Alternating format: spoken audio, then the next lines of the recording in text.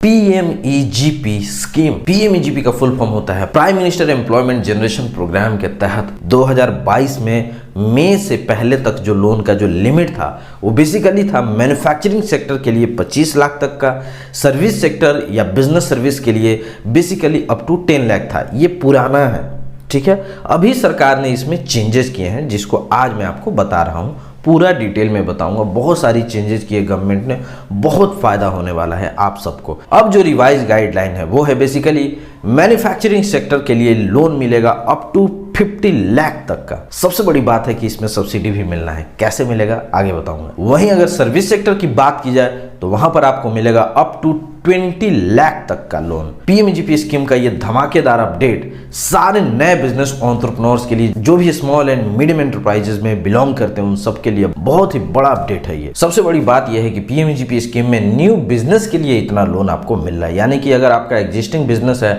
तो आप तो पीएमईजीपी का फायदा नहीं उठा सकते हैं। उसके लिए दूसरे स्कीम है, उसका नाम है सीजीटीएमएसई मुद्रा लोन, आप वहां पे ले सकते हैं। पीएमईजीपी में न्यू बिजनेस के लिए, जो कि 90% जो भी हमारे व्यूअर्स हैं वो बेसिकली न्यू बिजनेस के लिए लोन लेते हैं। किस किस कैटेगरी के लिए क्या सब्सिडी मिलेगा आइए डिटेल में समझते हैं। सबसे पहले सरकार ने ये बात कहा है कि जो मैन्युफैक्चरिंग का लिमिट है वो है 50 लाख। लेट से आपका लोन अमाउंट रिक्वायरमेंट है 70 लाख। तब कैसे होगा, तब क्या आपको पीएमईजीपी मिलेगा कि नहीं मिलेगा? 100% मिलेगा।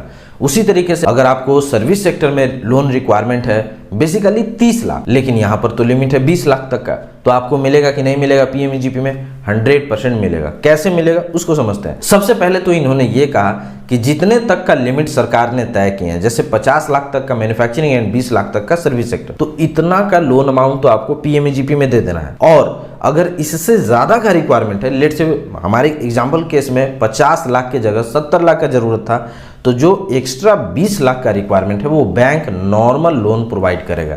यानी कि 50 लाख पीएमईजीपी का बेनिफिट लेते जाएगा एंड 20 लाख का जो एक्स्ट्रा लिमिट है वो आप नॉर्मल तरीके से बैंक लोन प्रोवाइड कर देगी क्लाइंट को, ठीक है। सो आइए अब समझते हैं क्या सब्सिडी रहेगा, कितना आपका मार्जिन मनी रहेगा। मार्जिन मनी कितना बिजनेस में इन्वेस्टमेंट करना होगा, शहर के लिए कितना, गांव के लिए कितना, जनरल कैटेगरी के लिए कितना, बाद बाकी कैटेगरीज के लिए कितना, पूरा डिटेल में समझते हैं। तो सबसे पहले पीएमईजीपी स्कीम को इन्होंने 2 भाग में डिवाइड किया है। सबसे पहले इसमें आता है अर्बन यानी कि शहरी क्षेत्र, दूसरा आता है इसमें रूरल यानी कि ग्रामीण क्षेत्र। जो भी पॉपुलेशन है उसको इन्होंने 2 पार्ट में डिवाइड कर दिया है। एक है जनरल कैटेगरी एंड दूसरा हो गया स्पेशल, रिजर्व नहीं, ध्यान देना, स्पेशल कैटेगरी है। बहुत सारे इसमें स्पेशल कैटेगरी में लोग आ रहे हैं, बहुत सारे ग्रुप्स ऑफ पर्सन आ रहे हैं, ठीक है। सो जनरल कैटेगरी का लोग अगर बिजनेस करना चाहता है तो उसको पीएमईजीपी स्कीम में अप्लाई करने के लिए जो भी मार्जिन मनी रहेगा वो 10% रहेगा। यानी कि अगर आप 50 लाख का लोन लेने के लिए जा रहे हैं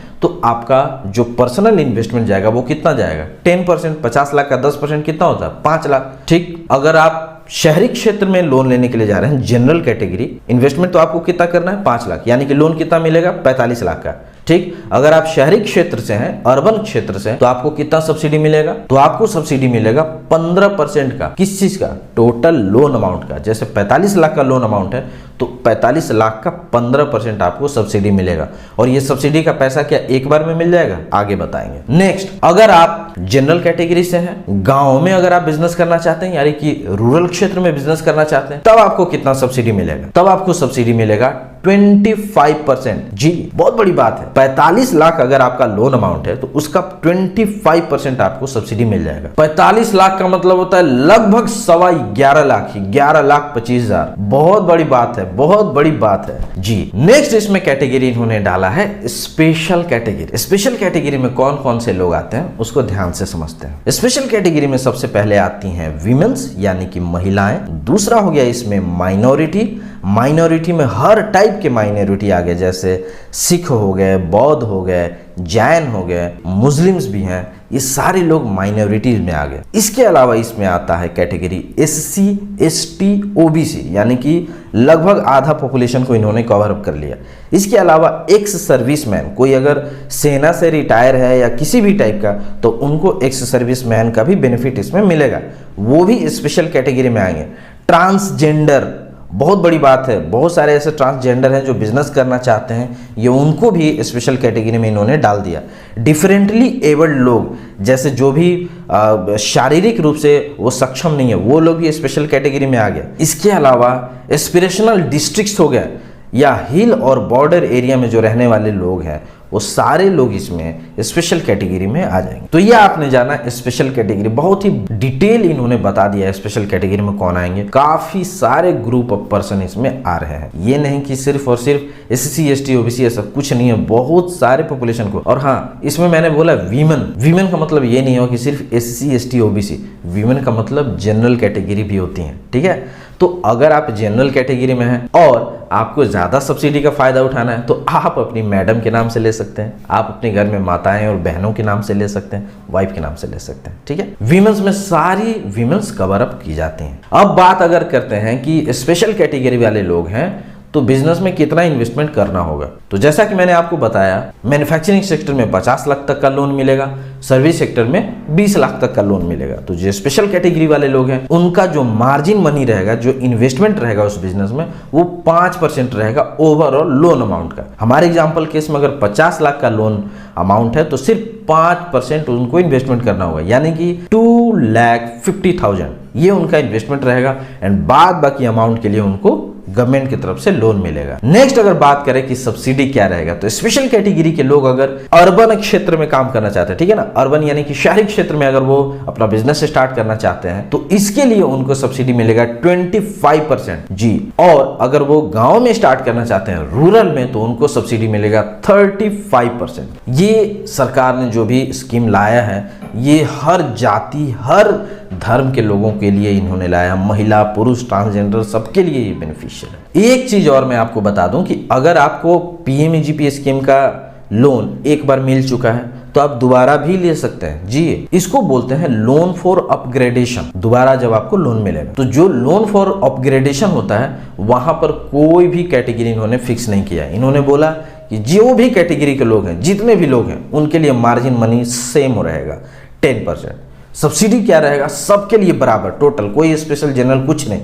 सेकेंड अपग्रेडेशन, ठीक है, पहला वाला में वो चलेगा, अभी मैं दूसरा वाला बता रहा हूँ। एक बार लोन लेने के बाद दोबारा जब आप ले रहे हैं तब जो इनको सब्सिडी मिलेगा बेसिकली 15% और NER और हिल और बॉर्डर एरिया में जो भी लोग रहते हैं उनको 20% का। अब सबसे बड़ा बात आता है कि लोन मिलेगा किसको, एलिजिबिलिटी क्राइटेरिया क्या है जी। समझते हैं डिटेल में एलिजिबिलिटी क्राइटेरिया। सो पहला इन्होंने एज डिफाइन किया है कि जो भी व्यक्ति लोन के लिए अप्लाई कर रहा है उसका एज होना चाहिए 18+। अच्छा, 18+। मिनिमम एज इन्होंने फिक्स कर दिया, मैक्सिमम फिक्स नहीं किया। काफी सारे लोगों का क्वेरी आता है कि उनके पिताजी 50 साल के हैं, 45 साल के हैं, ले सकते हैं कि नहीं ले सकते हैं, तो इस स्कीम के तहत आप ले सकते हैं। दूसरा एलिजिबिलिटी क्राइटेरिया है कि कोई भी इनकम का सीलिंग नहीं होगा, यानी कि ऐसा कुछ लिमिट नहीं है कि 8 लाख रुपया कमाते हैं तो आपको इसमें मिलेगा या 3 लाख रुपया कमाते हैं तो उसको गरीब मानेंगे, ऐसा कुछ भी नहीं है। इसमें इनकम सीलिंग है ही नहीं PMEGP स्कीम में। देखिए, मिनिमम जो एजुकेशनल क्वालिफिकेशन इन्होंने कहा है कि अगर आप सर्विस सेक्टर या मैन्युफैक्चरिंग कुछ भी कर रहे हैं तो कम से कम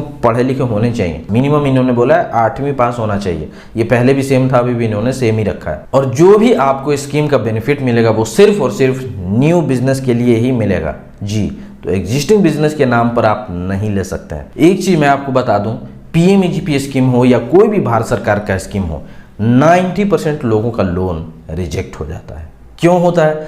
क्योंकि उनके जो भी डॉक्यूमेंटेशन के प्रोसेस है वो अधूरे रहते हैं, इनकम्प्लीट रहते हैं, वो सही नहीं होता है, इसके लिए लोन उनका रिजेक्ट हो जाता है। लोन से रिलेटेड किसी भी टाइप का इंक्वायरी हो, किसी भी टाइप का आपको डॉक्यूमेंटेशन की जरूरत हो तो उसके लिए आपको विजिट करना है myprojectreport.com पे। myprojectreport.com chartered accountant and company secretaries के द्वारा रन की जाती है। ये इंडिया की number 1 project report making company है। myprojectreport.com का फ्रेंचाइजी भी लॉन्च होने वाला है दिसंबर 2022 में। लोन लेने के लिए जो मेजर डॉक्यूमेंट चाहिए होता है बेसिकली होता है प्रोजेक्ट रिपोर्ट, दूसरा हो गया इनकम टैक्स रिटर्न, तीसरा हो गया MSME का रजिस्ट्रेशन। MSME में नाम का रजिस्ट्रेशन होता है, यहाँ पर आप देख लीजिए MSME रजिस्ट्रेशन किसको बोलते हैं। ये 3 मेजर डॉक्यूमेंट होते हैं। अगर फूड सेक्टर में आप जा रहे हैं तो FSSAI फसाई का भी रजिस्ट्रेशन आपको चाहिए होता है। अपार्ट फ्रॉम दिस आपका कुछ बेसिक डॉक्यूमेंट लगता है, जैसे पैन हो गया, आधार हो गया, बैंक का स्टेटमेंट हो गया, एड्रेस प्रूफ हो गया। इन सारे डॉक्यूमेंट्स की रिक्वायरमेंट होती है लोन लेने के लिए। फिलहाल की वीडियो में इतना ही। पूरा वीडियो देखने के लिए आपका बहुत बहुत धन्यवाद। Thank you so much. Take care, bye bye.